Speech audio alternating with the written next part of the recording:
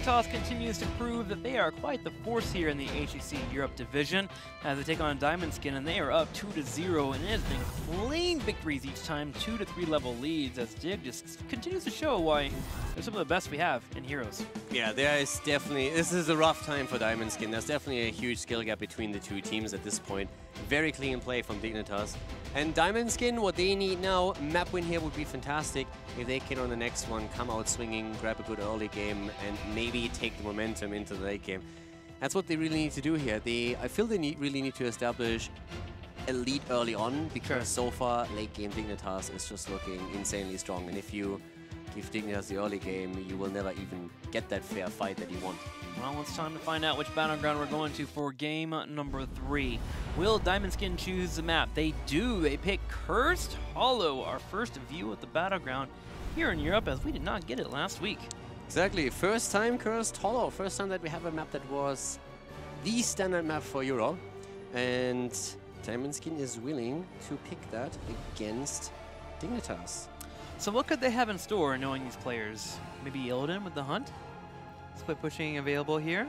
Yeah, I mean, Illidan is definitely someone that you can throw in. He doesn't have the priority anymore that he had in the past, but he still can be played in the right composition. It gives you a bit of a pseudo-global. We have Darkmok, of course, also in the team, which would make that possible for them. But yeah, Cursed Hollow overall is just going to be interesting right now, because it has a couple of heroes that can rise in priority again. Tyrael, Falstad, Globals overall, Abathur immediately being banned out. That's by now not any more typical for Curse alone, but something that we see a lot more often. But yeah, definitely interesting. Zarya even, Explosion Zone, a little bit more down on the tier list when it comes to controlling boss, but things that can definitely come out and worry your opponent about moving in for a boss call. Soak, important on this battleground, globals as well. When you get that wave clear coming in from the tribute grabbing and the curse coming out, you're going to be able to soak all 3 lanes while simultaneously putting pressure on your opponent and try to put them as far behind as possible. Will Diamond Skin have a composition in mind that kind of shocks us? They take their sweet time for the first ban. Yeah. Bit curious, to be honest. Maybe they expected Dignitas to aim for Abathur as one of their early picks and didn't really expect the ban here, because it seems a bit odd that if you pick Cursed as your map, you need this much time for your ban, or they simply just sit there and already plan out the rest of their strategy and try to wait it out, because that's not really... I mean, banning out Genji is not really something where it surprises you too much. He has been consistently banned. What? Today. I'm shocked. So yeah, so it's a bit weird that they used up this much time. I feel they really already discussed the next spot, just talking about a couple of eventualities. What could be the first pick for Dignitas? What do we do if they pick X? Maybe they assumed that Abathur would have been left open. I mean, Abathur on this battleground is one of his best maps, but you can't expect Dignitas just to leave that character hanging out in the realm of being picked up. Now, Greymane going over to Dignitas. They're going to once again grab the hero. Hanzo falling in priority. So Diamond Skin, do they take away the Malfurion here? That's a really good question. I think Malfurion would really work well. So we have seen a lot of Malfurion play as is already. And on this map, I think his roots in particular allow you even more play. So I would like an early Malfurion pick. Hanzo and Tyrael. Okay, so as we said before, Tyrael himself is fantastic on the map. This is, of course, keep in mind the pre-patch Tyrael. But Hanzo again chosen by Diamond Skin. Dignitas, they didn't want him. They were absolutely okay going for Greymane again, trying to exploit the low hit point pool. So go for the throat, probably going to be the ult on level 10 for Greymane. But Tyrael is, he can be a big game changer here, especially after 16. So if they head into the late game and have an even fight, not a talent down, as we've seen in the previous games, and maybe this is the one where Diamond Skin can start to turn it around. Yeah, the only worry is that Tyrael isn't really the greatest at saving your back line. If the opposing team is able to get back there, sure, he can drop a signification, but he typically wants to be in that front line moving around with that El Druin and not having to watch his back line too much. So I do expect to see another tank here from Diamond Skin. Yeah. Malfurion the Dahak is here. Exactly, Malfurion taken again. We expected him to come out early, and he does. Diamond Skin, they were willing to give him up in the first rotation, and now Dignitas has taken him again. They also have a global, which begs the question if Diamond Skin is going to try and respond to this by maybe picking Falstad again, that we've now seen several times And we've seen it mainly on the Dragonshire, but Yeah. Diamond Skin, they really like Falstad, and this would be another great map for him. And especially since this is a bigger map, you want to have a hero that can mirror Dehaka to a certain extent and make sure that you get some global soak here and don't lose out in the late game because Dehaka is just pressuring your lane, whereas the rest of the team dances around the boss, for example. Sure. I mean, I'm expecting either Illidan or Falstad in this draft from Diamond Skin. Just to go on the points that you were mentioning there with the Dehaka, Illidan can move forward and actually be pretty aggressive against Dehaka. Not win it as much. People got much better in that matchup, but still a pickup that can work for Diamond Skin. We talked about Illidan and a potential pseudo-global with the Hunt, and knowing Diamond Skin, knowing Darkmork, it was always an option. Now you have Tyrael with the setup as well. So they are a team that could rely on Illidan here and say, okay, we want to pull this off now. ETC is an option. Yeah. If you want to move into Echo Pedal / Stage Dive, just to make sure you have another pseudo-global, which does become global at level 10. Trying to think of any other options that could toss up for Diamond Skin. I mean, that's mainly it. Those three. You can always argue that Brightwing would be another hero that has some kind of global presence, but I don't really feel that she's currently a big part of the European meta here. But they are definitely taking their time with the draft here. I really wonder if their plan has kind of been squashed a little bit with that Abathur. There's no way. There is absolutely no way that one of the most obvious bans in the game right now is going to ruin your game plan. It might have been a thought where they say, maybe they had something planned around Abathur where they said, okay, this is what we would ideally want to do. Yeah. But on Cursed Hollow, an Abathur ban, especially with a high priority of bans that we had for Abathur in the league, there's no way that this was, that they had this one idea where they had, if Abathur is banned, we're falling apart. So I think this is them just like talking through eventualities and thinking about, okay, what's going to be our, what do we pick last, what do we pick now? I think they're just taking their time. Well, time continues to tick down. Dignitas has their 4th and 5th up. They are looking for a main tank and a little bit more damage here. What is good against Tyrael and a Noobrek? Cocoon coming in. He wants to make burn down. Li Ming? Yeah, that's what I was thinking there. Li Ming for a little bit. There's still a few very great heroes around. Li Ming is, for example, good also against the Noobrek. When we talk about mages, we can still talk about potentially Gul'dan, but with Stitch is now also taken.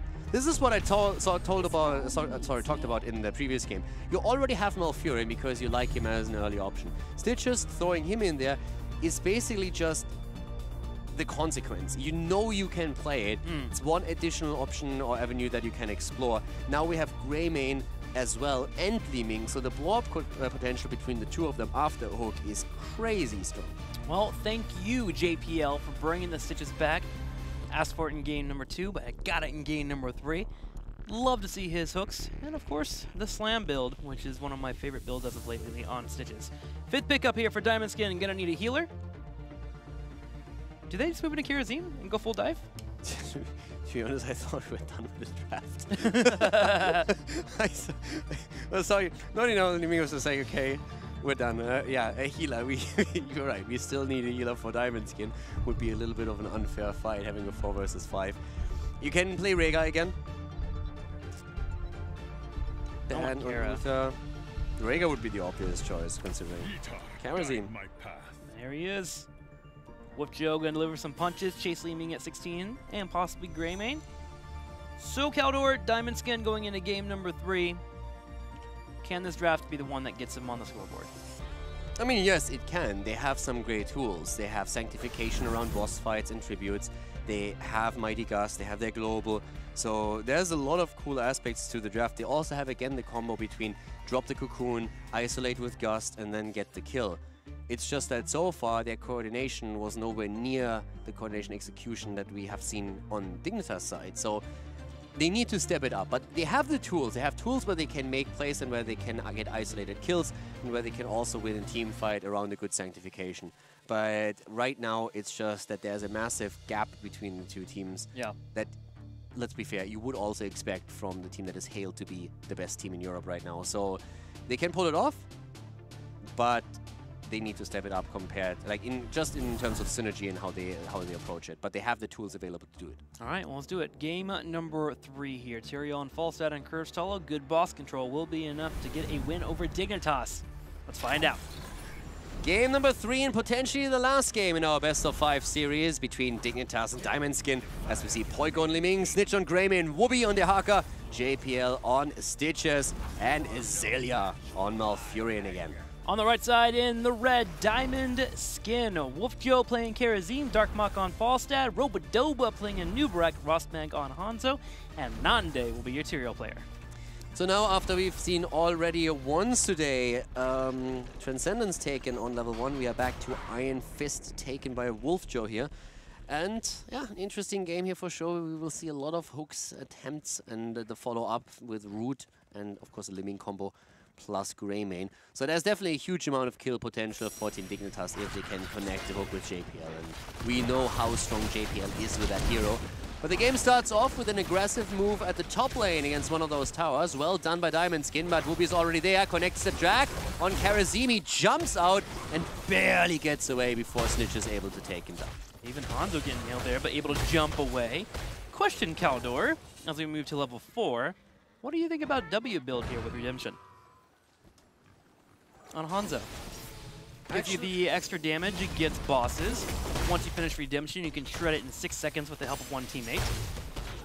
I mean, overall, we've seen a massive amount of Redemption already played. ADRD really likes to play him too, and anything that helps you to burn down the boss here is definitely something that is fantastic. Everything that they have in their arsenal, as we said before, really caters towards that. So I don't think that they are just mindlessly going to tunnel vision on grabbing bosses here, but I think they will always be willing to take a fight. They have the Mighty Gust to push the opponent away and claim the boss. They have Sacrification to fight over it. And as you said, with Hanzo alone, you have a great tool where you can just try and get them as fast as possible. And that race around bosses, I feel, is one of the reasons why they probably want to play Cursed Hollow. Well, let's see if that'll pan out for them. As we now have the top lane burned down, Rostmag able to break down a couple of turrets, which has given Diamond Skin what you were asking for in game number 2. You want to see them get a lead experience. They have been able to manage it and pull it off. Sadly, that lead gets deafened as Liming gets a kill on Falstad. And that's an important one because now there's nobody at the bot lane, and this is a massive push coming in. This is going to be fantastic for Dignitas. They're going to get the wave, they're going to get the entire wall, and there's nobody to soak the experience either. In the meantime, there's the camp that Dignitas took earlier in the mid lane that forces Diamond Skin to react. Nobody's going bot lane. Finally, we have Nubarak starting to sneak in here, but that is a very late rotation. Experience is overrated, Kaldor. No big deal. They're dealing with the night camp in the middle lane. They were kind of pushed in on 2 lanes. Kind of hurts a little bit, but they really needed that level. They have gone from a half a level ahead of their opponents to now a full level behind. I'm actually blown away that nobody rotated down to soak that experience. They just gave up an entire second wave. So they lost, first of all, we saw Falstad die, and then they lost 2 waves overall, and the towers got taken down. That nearly results in a level lead for Dignitas, just through that action. So I'm... okay. Your brain's broken, Kaldor, I can tell. No, I'm really confused. Yeah. Because they had 3 heroes in the mid lane, so they could have snuck 1 down just to soak XP. Not even to attack something, just to sit there and soak the experience at least, but they didn't do that. So they're gonna fall behind. Falstad is trying to make up for it, and he will, but that is another kill for Dignitas. At that point, we just have Dehaka also in the middle. With them getting so much out of the bottom rotation there, they could just easily keep Dehaka in the fight and go back to the top lane late. So it's a massive, massive lead for Dignitas already. 2 kills, Tribute, wall taken down to the bottom. Starting to be a repeat of our first couple of games. Diamond Skin still hanging in there, but yes, they are behind.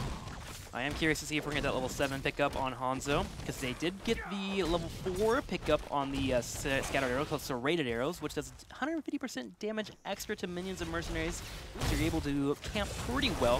If you grab the level 7 instead of sharpened arrowheads, you'll be able to work in auto attacks to bring that cooldown down. Nice cooldown reduction, which gives you that cheese that we were talking about with the W build. We'll see if that comes in about a second or 2 here. And if it is, Team Dignitas has to pay attention to bosses. These rotations are insane. Think about what just happened.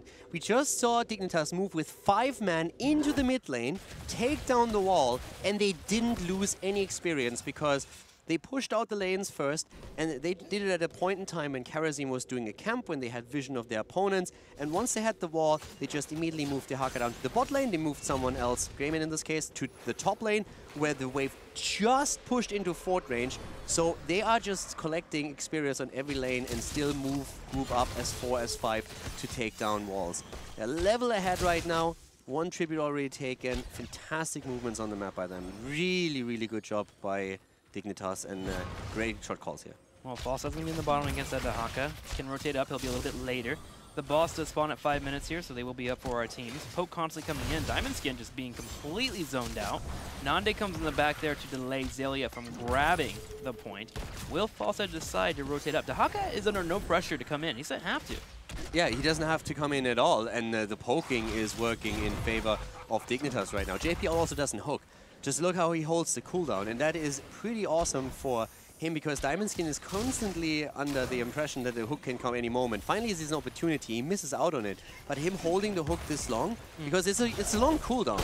So right now, holding it back just puts more fear into Diamond Skin, and they eventually give it up. Also because experience-wise, Dignitas is running away even faster and towards level 10 of all things. So rough times for Diamond Skin ahead here. They need their 10s and they need to fight. And I feel that once the 10 hits, Dignitas is going to start taking bosses. Yeah, they will. They're positioned on their opponent's boss too.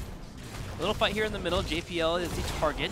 Stitch comes around. The Night Camp will help out in this fight, but 10 connects. And Dignitas is ready to fight. They are even pushing in. There goes the hook. Nande will be able to get out thanks to Eldruin. Yeah, we have level 10 abilities now, and the Haka is already at the bot lane, starting to take the vision, first of all, and that should be an easy tribute, and that's Curse. That's a Curse right at the beginning of the game, and there's still half level until Diamond Skin is finally going to hit their own heroic abilities, so we can see boss plays stacked up with that too. This is the only issue with you going this build on Hanzo. Your teammates, or your opponents, know your game plan, and Team Dignitas has been keeping an eye on that Hanzo. It allows Darkmog to spread out on the map and get the Seasoned Marksman and be able to get his stacks, which is nice. It's very difficult here. I mean, they split heroes on every single lane, so they take the waves down as fast as they can. Oftentimes, one of the problems that you have is that you miss out on minion XP. Yeah. Because you start to group up when you hit the Curse, and in the meantime, your own minions take down the opponent's minions, as they only have 1 hit point, quite easily. So that's experience that you lose because you're not on the lane. Dignitas does the exact opposite. They immediately start to split out on the lanes. They are going pretty deep. They can't do that since they have heroic abilities. So they soak all of that extra experience and put insane pressure onto all of the structures. They have taken down the fort at the bot lane, and it's already a pressure play for the wall itself at the keep. This is getting worse and worse here. Karazim dragged, is able to jump out, jump on top of Rosmeg, so Wolfjo is alive, but he is hurting, making it harder to go in for the fights, and poke occurs, but Dignitas is completely in the lead here. They have a 2-level lead, and they are closing in a level 13 talents. The bot lane has destroyed the wall, if I'm not mistaken. So with that in mind, Falstad is finally starting to clear it up, but this is a massive wave, and they need to send someone down. What happens as a result? Dignitas is, well, if you are only 4 over here, and we see Tyrael at the top 2, let's just go in the middle and take another structure down. And boom, they're closing in on 13. And with that talent alone, they can again make a play for boss if they wanted to. Arrow comes out. This is the fight Diamond Skin wants. They move in. Nande using Judgment, Pendulum Blast on Xayah, but he survives. That's all of their cards utilized. Even the new Cocoon used on JPL, he was able to get out. Trying to play what Korea did on the first day, but here come the resets and the hooks once again. Karazim is down. Nande is trying to escape here. Poi can, of course, still chase, but that was a great kill. The arrow was really cool. The Hanzo arrow was really good, but the follow-up wasn't there fast enough. Judgment by Tyrael and then the Hinterland Blast on the side of Falstad. So we have that combo that we saw from Korea on day 1 being executed here, but so far to no avail. Dignitas Flare spammed on the ground as Poi gets the kill. The delayed one against Tyrael. And the boss call coming in here. Falstad could still, no, could not seal it. He already used Gust, of course. Well, he has Hinterland Blast. Seconds. Couldn't even steal it. No stink. Exactly. A new bracket's taken out. Big sounds coming in. JPL goes for the hook, tanking the boss there, but it will not matter. 2 burned out. It's one of those. I have that thing with one other hero where I always think he has 2 ults. Every single time I see an ETC stage dive into the backline, I'm like, mosh! Oh, wait a second. Wait a minute. Every time, I don't know why. My brain is wired the wrong way, I think. But every single time I see that, I always think he has still a mosh pit available that he can drop for some reason. And with this as well, I've seen the Hinterland Blast, I talked about it, and then when I see the boss being taken, I was like, there could be a gust. And then, wait. And the only issue, too, with the not hesitation or the Mighty Gust is now Dignitas has no fear of going for bosses. With them having a 3-level lead, they can fight around bosses and take some damage here and there and force their opponent to come into an engage. Now, I really would like to know, because I can totally see that the Hinterland Blast Judgment composition is something where they just said, guys, we are again 2.5 levels behind. We need to somehow get kills. They don't... Let's just try and blow them up. You know, that was a bit of a desperation move. I'm not sure. This might have been the game plan all along, but it seems to be a bit weird that on a map like Cursed Hollow, you would forego Sanctification and Mighty Gust, considering that you have an Anubarak with Cocoon, so you give up on the Cocoon Gust combo, and you give up of the control that you have around bosses. So it feels that that might have been a thing where it was a spur of the moment thing, and they are paying dearly right now. Anubarak down, no Cocoon, no nothing, he just gets hooked and has no chance of escape. The keep falls 10, 11 minutes into the game, and this is a boss walking towards score in a 4 versus 5. My. Make that a 3 versus 5. This is gonna be it. Dignitas is walking away with a quick 3-0 here as they make short work of, or quick work of Team Diamond Skin. Dignitas comes out today and shows why they are believed to be #1 in the region, getting a 3-0 over their opponent's Diamond Skin. Dignitas is now 2-0 in the standings here in HGC. That was short. Yeah. That might have been one of the shortest best of... I don't have the exact game times, but I could totally see that being one of the shortest best of 5s that we had so far in HGC. It felt pretty clean. It felt pretty That fast was there. incredible play by Dignitas, clean every step of the way, and a couple of good approaches by Diamond Skin coming in with an idea but not working out for them, and just showing that Diamond Skin still has a long way to go before they can rival Dignitas here, but it's very impressive to see how clean Dignitas plays. Yeah, Dignitas obviously wanting to go watch the Maiev spotlight a little bit more here, so they finish out their games as quick as possible so Snitch can start studying and getting ready to play that hero for us in a few weeks whenever she comes on to release and of course comes over to the HGC. But Dignitas continues to show the trend of why they are so strong, continue to be clean as you mentioned, and this is a team though we're going to have to watch out for the next coming weeks. I actually am wondering, can Fnatic be a team that competes with them right now? It's a good question, and we have very... Overall, Dignitas seems to still be the favorite, but we also have very little data where we can compare. For example, both of them have not played against the same teams yet. We saw Dignitas will go up against Method soon, and then we have a bit of a comparison here. But right now, we just do not know enough yet. But Dignitas looks insanely strong. That's no talking about it. I mean, these guys are absolutely on point. The synergy is there. Individual play is completely stellar. Question is, can some team... They haven't lost a map yet, so can some team come in and maybe start dropping a few maps? And also what happens when Dignitas starts losing a few maps, when there's more pressure on them, because so far they've always been the one that initiate, they've always been the one that, you know, lead and have the advantage. I mean, look at Team Liquid last year, remember? They had an amazing win rate, and then the first couple of losses started to crumble. Dignitas right now is on top of the world, and we have this guy to thank for it. Dignitas Snitches is going to be joining us on